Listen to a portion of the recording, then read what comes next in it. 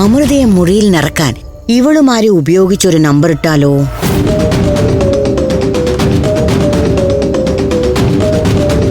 അയ്യോ, എന്റെ പൊന്നു മക്കളെ, നിങ്ങൾ ഇങ്ങനെ കാര്യങ്ങളൊന്നും അന്വേഷിക്കാതെ കളിച്ചോണ്ടിരുന്ന എങ്ങനെയാ? അടുക്കളയിലെ കാര്യങ്ങളൊക്കെ നോക്കാൻ ചേട്ടത്തി ഉണ്ടല്ലോ. ഓ, അടുക്കള കാര്യങ്ങളല്ല, അതിന് ഞാൻ ധാരാളം മതി. പിന്നെ അമൃതമോൾക്ക് എന്തോ പറ്റി. ചേച്ചിക്ക് എന്താ പറ്റി? അയ്യോ, നിക്ക് നിക്ക് നിക്ക്. അതെ, ഇങ്ങനെ ഞെട്ടി ഓടാൻ മാത്രം ഒന്നുമില്ല. നിങ്ങൾ മനസ്സ് വെച്ചാ തീരുന്ന കാര്യേ ഉള്ളൂ. ചേട്ടത്തി കിടന്ന് വട്ടം ചുറ്റാതെ കാര്യം പറയുന്നുണ്ടോ? പറയാം, വേറെ ഒന്നുമല്ല. അമൃതക്ക് എന്തോ ഒരു വലിയ വിഷമം മനസ്സ് തട്ടിയിട്ടുണ്ട് എന്ന് ചേട്ടത്തിയോട് ആര് പറഞ്ഞു? ഇതൊക്കെ പറഞ്ഞിട്ടാണോ അറിയുന്നത്? നമുക്ക് വേണ്ടപ്പെട്ടവരെ നമ്മൾ ശ്രദ്ധിക്കില്ലേ? എന്നിട്ട് ഞങ്ങൾക്ക് അങ്ങനെയൊന്നും തോന്നിയില്ലല്ലോ. ആ, എങ്ങനെ തോന്നും? നിങ്ങൾക്ക് ഈ കളിയിലല്ല ശ്രദ്ധ. അമൃതേച്ചിക്ക് എന്ത് പറ്റിയെന്ന് ഒന്ന് പറ സിസിലിയെടുത്തി. അതെ, എപ്പം നോക്കിയാലും അമൃതമോൾക്ക് എന്തൊക്കെയോ ആലോചനയാ. പിന്നെ ഒറ്റക്ക് മുറിയിൽ തന്നെ ഒരേ ഇരിപ്പും. ഇങ്ങനെ പോയാ മനോനില തകരാറിലായി അമൃതമോൾ മാടമ്പള്ളിയിലെ മനോരോഗിയായി മാറുമെന്നാ എന്റെ പേടി. നിങ്ങൾ വെറുതെ അനാവശ്യം പറയരുത്. അമൃതേച്ചിക്ക് ഒരു കുഴപ്പമില്ല. അതെ, വെറുതെ പറഞ്ഞു പറഞ്ഞ് ഞങ്ങളുടെ ചേച്ചിയെ നിങ്ങൾ സൂക്കേടുകാരി ആക്കരുത്. കർത്താവേ, പട്ടിക്കൂട്ടി കേറിയ പോലെ ആയല്ലോ. ഇതുങ്ങളെങ്ങാനും പിടിച്ച് കടിക്കോ? എന്റെ പൊന്നു മക്കളെ, നിങ്ങളിങ്ങനെ വേവലാതിപ്പെടേണ്ട ആവശ്യമൊന്നുമില്ല. നിങ്ങളൊന്ന് മനസ്സ് വെച്ചാ തീരാവുന്നതേ ഉള്ളൂ അമൃതമോളുടെ പ്രശ്നം. നിങ്ങൾ രണ്ടുപേരും കൂടി ചെന്ന് അമൃതമോളെയും കൂട്ടി ശുദ്ധവായുവൊക്കെ ശ്വസിച്ച് ചുറ്റുവട്ടത്തൊക്കെ ഒന്ന് നടക്കണം. കൂട്ടത്തിലെ മനപ്രയാസത്തിന്റെ കാര്യം കിള്ളി കിള്ളി നിങ്ങൾ ചോദിക്കണം. ഉറപ്പായും പറയും. ചെല്ലേ, അമൃതമോളെയും കൂട്ടി ഒന്ന് നടന്നിട്ട് വാ. അപ്പൊ തന്നെ അമൃതമോളുടെ മനസ്സൊന്ന് ഫ്രഷ് ആവും. എന്തെങ്കിലും മനോവിഷമം ഉണ്ടെങ്കിൽ തുറന്നു പറയുകയും ചെയ്യും.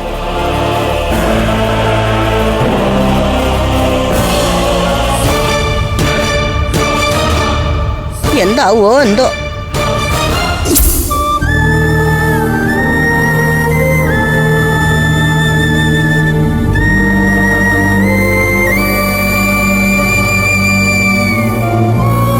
സിസിലിയെടുത്ത് പറഞ്ഞത് നേരം. അമൃതേച്ചി കട്ട് മൂഡ് ഓഫിലാണല്ലോ. വാ, അമൃതേച്ചി എന്തെങ്കിലും മുറിയിൽ തന്നെ ഇരിക്കുന്നേ? അമൃതേച്ചി ഒന്ന് പുറത്തേക്ക് വന്നേ. ഓ, എനിക്കൊരു മൂഡില്ല. അതിനിപ്പോ ഇവിടെ എന്താ ഉണ്ടായേ? ഒന്ന് ചിരിക്കാൻ ചേച്ചി. ചുമ്മാ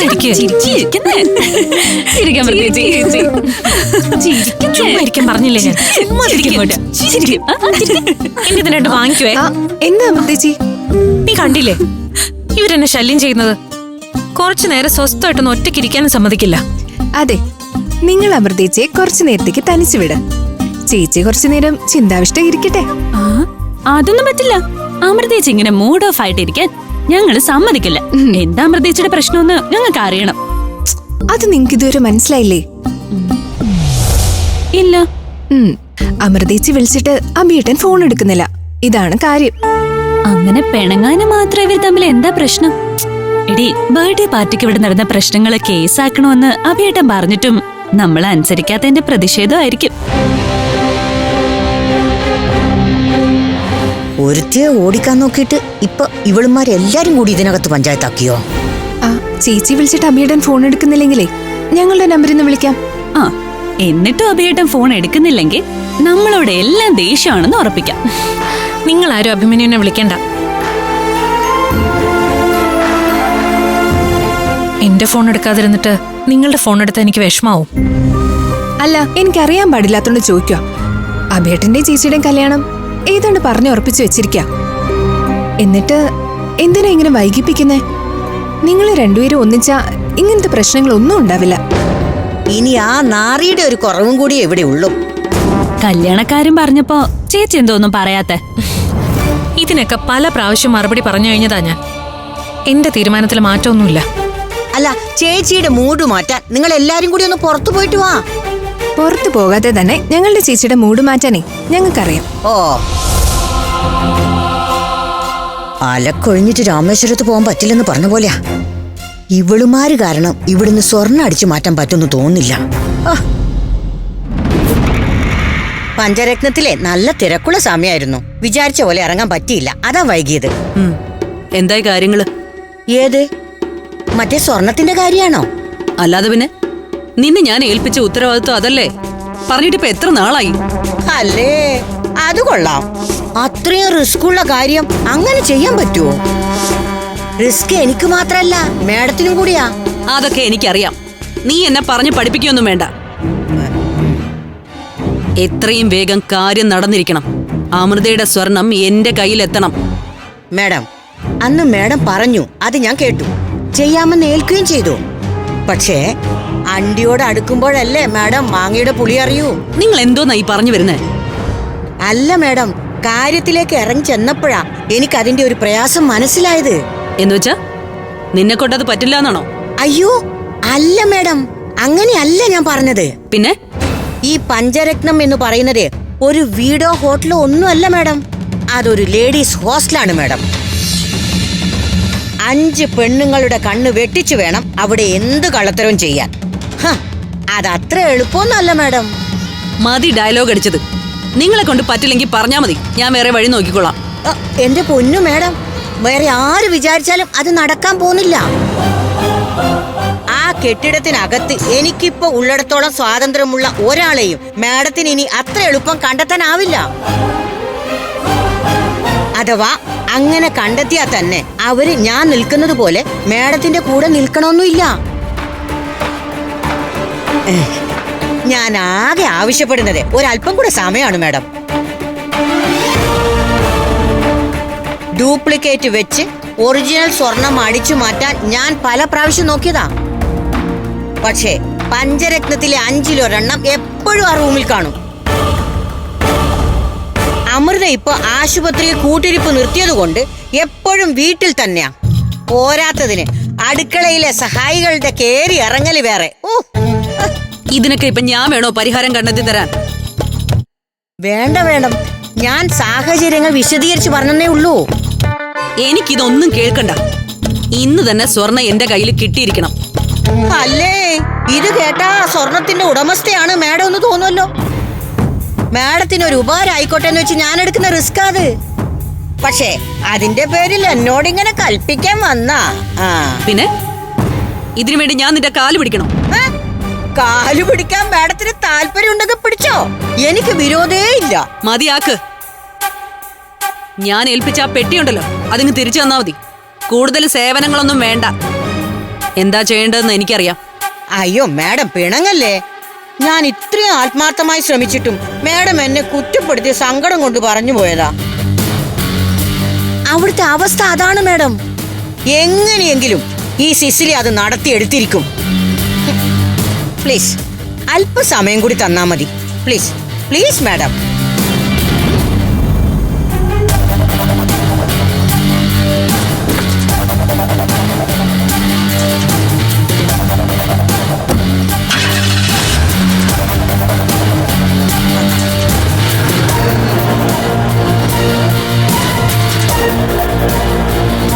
മൂർഖം പാമ്പിനെ ആണല്ലോ കർത്താവേ ചവിട്ടിയത്. എങ്ങനെയെങ്കിലും കാര്യം തീർത്ത് ഇവരുടെ പിടിയിൽ നിന്ന് തലയുരണം.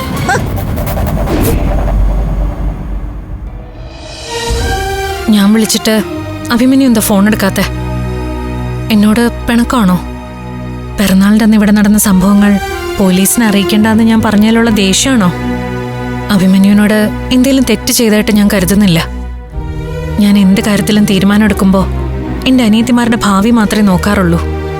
പോലീസിൽ പരാതി കൊടുക്കണ്ടെന്ന് പറഞ്ഞതുപോലും ആ ഒരു ഉദ്ദേശത്തോടെയാ. അഭിമന്യുവിനെ എന്നെ മനസ്സിലാക്കാൻ പറ്റുമെങ്കിൽ തിരിച്ചു വിളിക്കണം. അഭിമന്യുവിനെ വിളിക്കാതെ ഞാൻ അങ്ങോട്ട് വിളിച്ച് ശല്യം ചെയ്യില്ല.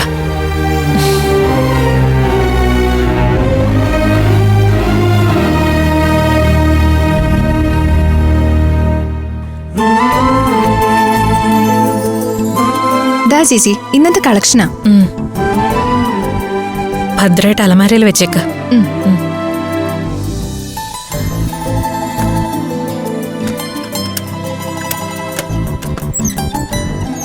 ആ ഇന്ന് ഓൺലൈൻ പേയ്മെന്റ് എത്ര ഉണ്ടായിരുന്നു? ആ അത് നോക്കില്ല അമൃതേച്ചി.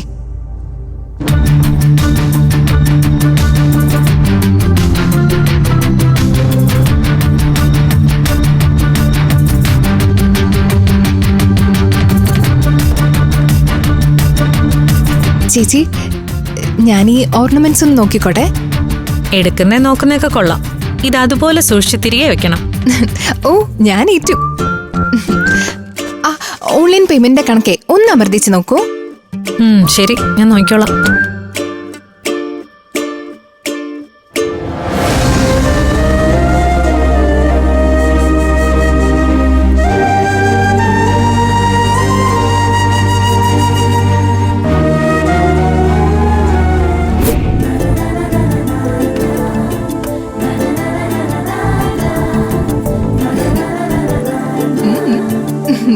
ഇതൊന്നും നോക്കി സ്വപ്നം കണ്ടിട്ട് ഒരു കാര്യവുമില്ല. അതെന്താ നീ അങ്ങനെ പറഞ്ഞേ? അമൃതേച്ചിയുടെ അനഘേച്ചിയുടെയും കല്യാണം കഴിഞ്ഞിട്ടല്ലേ ചേച്ചിയുടെ നടക്കൂ. നമ്മുടെ 5 പേരുടെയും കല്യാണം ഒരുമിച്ചായിരുന്നെങ്കിൽ എന്ത് രസായിരുന്നു അല്ലേ? ഇതെന്താടി സമൂഹ വിവാഹോ? അല്ല, ചെലവ് 5-1 ആ എനിക്ക് ആർഭാട കല്യാണം ഒന്നും വേണ്ട. സിമ്പിളായിട്ട് രജിസ്റ്റർ മാരേജ് മതി. ആഹാ അത് കൊള്ളാം. അപ്പൊ ഒളിച്ചോടെ തന്നെ നിന്റെ തീരുമാനം? ഏയ് അതൊന്നുമല്ല. ഈ വിവാഹ ദൂർത്തെന്ന് പറയുന്നത് ഒഴിവാക്കേണ്ട കാര്യമാണെന്നാണ് ഞങ്ങളുടെ അഭിപ്രായം. അതെ, ഒരു രക്തഹാരം അങ്ങോട്ടിടുന്നു, അവിടുന്ന് ഒരു രക്തഹാരം ഇങ്ങോട്ടിടുന്നു, അതോടെ ചടങ്ങ് തീർന്നു. അതിന്റെ ആവശ്യമുള്ളൂ. ആ സമയം ചുറ്റും നിൽക്കുന്നവര് പഞ്ചരത്നങ്ങൾക്ക് ജയ് വിളിക്കണം. അതാണ് ഞങ്ങളുടെ സ്വപ്നം. അതൊന്നും ഞങ്ങൾ സമ്മതിക്കില്ല. അതെന്താ?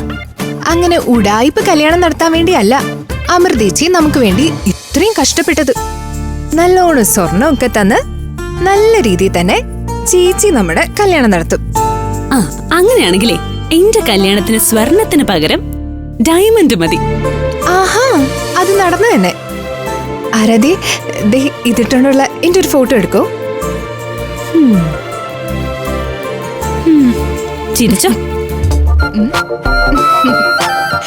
ചിരിക്കേ.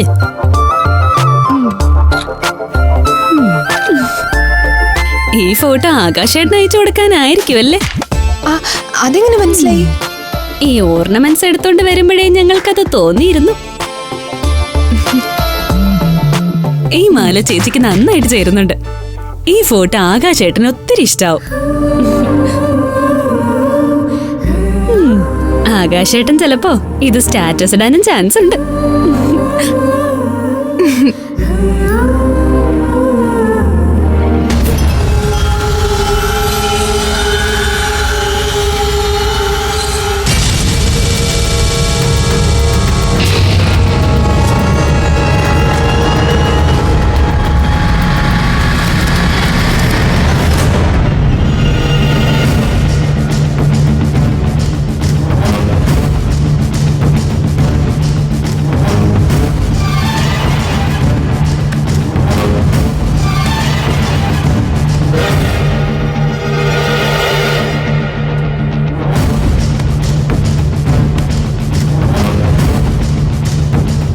കാണുന്നില്ലല്ലോ.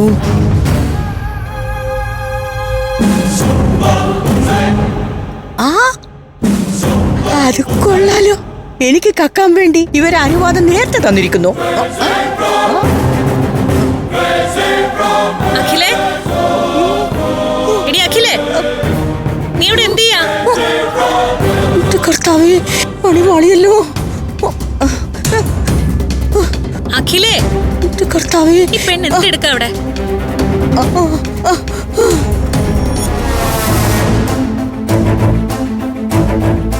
അഖിലേ,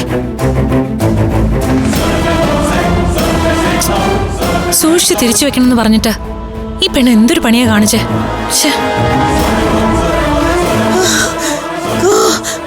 കാലാവധി തന്ന ആഭരണപ്പെട്ടി കട്ടിലിന്റെ പുറത്ത് വെച്ചു പോയല്ലോ. ഈശോയെ, അമൃത കണ്ട ആകെ കുഴപ്പാവുമല്ലോ.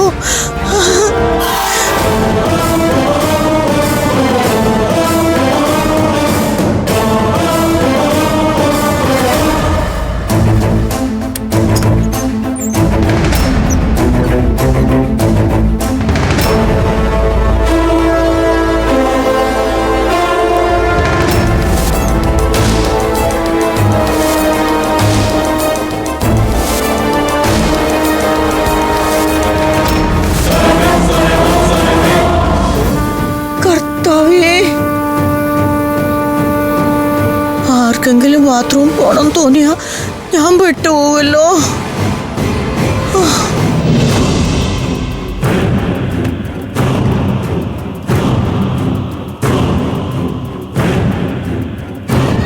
ഇതാരാ പൂട്ടിയത്? ഞാൻ തുറന്നിട്ടാണല്ലോ.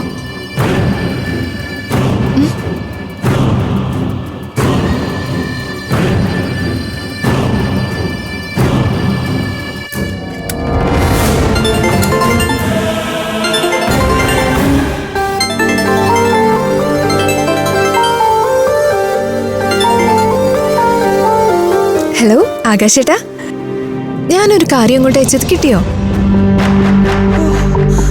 ദേ കള്ളം പറയല്ലേ, വാട്സപ്പിൽ ഒന്ന് നോക്കിയേ. ഓ കണ്ടു. നീ കല്യാണാഭരണം ഇട്ട് നിൽക്കുന്ന ഫോട്ടോ അല്ലേ? കിട്ടിയോ? അത് കണ്ടിട്ട് എന്ത് തോന്നി? എന്തു തോന്നാൻ, ഒരു സാധാരണ ഫോട്ടോ. ആ ഫോട്ടോയിൽ എന്നെ കണ്ടിട്ടേ ആകാശേട്ടന് എന്തെങ്കിലും പ്രത്യേകത തോന്നിയോ? എന്ത് പ്രത്യേകത? അല്ലെങ്കിൽ ഈ ആകാശേട്ടൻ ഇങ്ങനെ ഒന്നും കണ്ണി പിടിക്കില്ല. കർത്താവേ,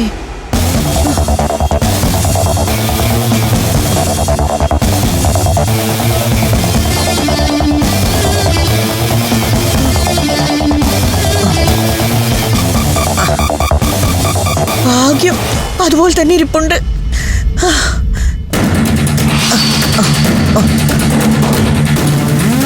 ഒന്നുകൂടി ആ ഫോട്ടോ എടുത്തൊന്ന് നോക്ക് ആകാശേട്ടാ. ആ എന്നിട്ട് പറ അതിന്റെ വ്യത്യാസം എന്താന്ന്.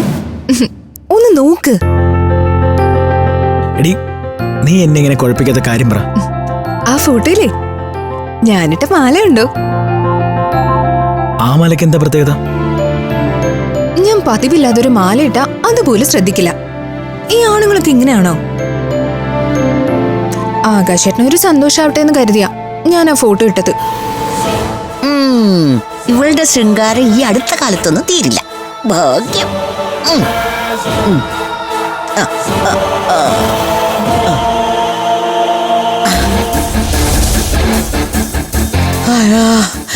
അത്ഭുതം തന്നെ.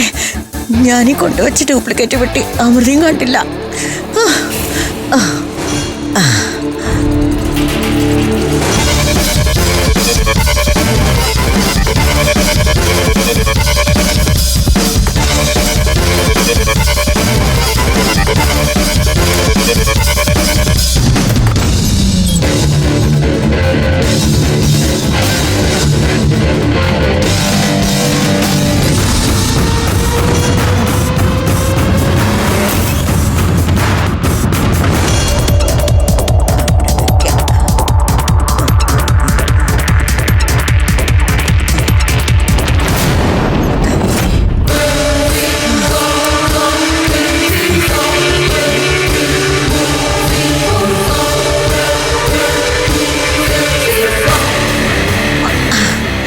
പൊന്നല്ലേ, 10-35 ലക്ഷത്തിന്റെ മുതല. അല്ലേ വേണ്ട, ഇതുവഴി പോകാം.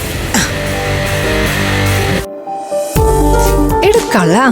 അപ്പോ ഞാൻ പറയുന്നതിന് മുന്നേ എന്റെ മാല ശ്രദ്ധിച്ചിരുന്നല്ലേ? ആ എന്നിട്ടാ എന്നെ ഇത്രയും നേരിട്ട് കളിപ്പിച്ചത്. ശരിയാക്കി തരുന്നുണ്ട് ഞാൻ. ശരി ആകാശേട്ടാ, ഫ്രീ ആകുമ്പോ വിളിക്കണേ.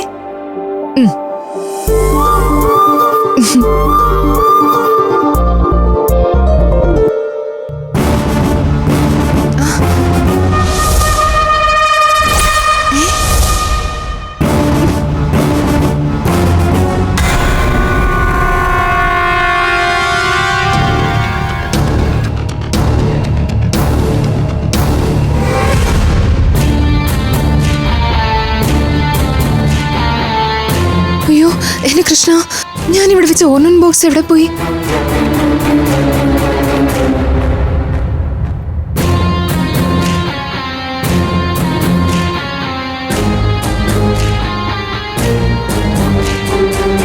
നീ എന്തായി നോക്കുന്നേ? അമർത്തേച്ചി, ആ ഓർണമെന്റ് ബോക്സ് ഞാനിവിടെ വെച്ചിരുന്നതാ. ഇതാ പറഞ്ഞ് നിനക്കൊരു സൂക്ഷ്മത ഉത്തരവാദിത്വം ഒന്നുമില്ല. ഞാനതെടുത്ത് അലമാരിക്കകത്ത് വെച്ചു. ആണോ? പിന്നല്ലാതെ. ഞാനങ്ങ് പേടിച്ചു പോയി. ഓ എനിക്കിപ്പോഴാ സമാധാനമായത്. ആരാ പിന്നെ താക്കോലെടുത്ത് അലമാര തുറന്നിട്ടത്? അത് പിന്നെ ഞാനാ ഓർണമെന്റ് ബോക്സ് തിരിച്ചു വെക്കാൻ വേണ്ടി അലമാര തുറന്നത്. അപ്പോഴാ ആകാശേട്ട ഫോണിൽ വിളിച്ചത്. ഞാനൊന്ന് പുറത്തോട്ട് പോയി. നീ ഇങ്ങനെ ഉത്തരവാദിത്വം ഇല്ലായ്മ കാണിക്കരുതാക്കില്ലേ. 60 പവനെന്ന് പറഞ്ഞാ ഇന്നത്തെ കാലത്ത് 10-30 ലക്ഷം രൂപ വരും. പട്ടാപ്പകല് പോലും കള്ളന്മാരും കുറുവാ സംഘങ്ങളും ഒക്കെ ഇറങ്ങുന്ന കാലമായത്. അപ്പൊ പിന്നെ നമ്മളിങ്ങനെ അശ്രദ്ധ കാണിക്കാൻ പാടുണ്ടോ? സോറി അമൃതേച്ചി, ഞാൻ ഇനി ശ്രദ്ധിച്ചോളാം.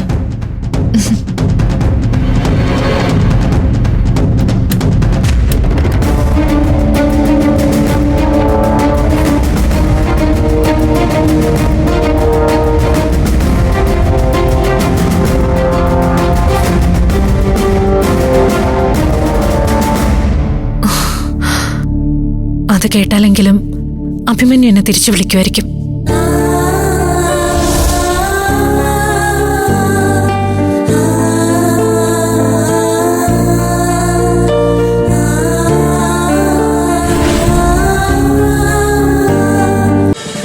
ഫ്ലവേഴ്സ് ഒരുക്കുന്ന കാഴ്ച വസന്തം യൂട്യൂബിൽ പ്രേക്ഷകർക്ക് ലൈവായി കാണാം. ഫ്ലവേഴ്സ് കോമഡിയിൽ ജോയിൻ ചെയ്യൂ, ആസ്വദിക്കൂ.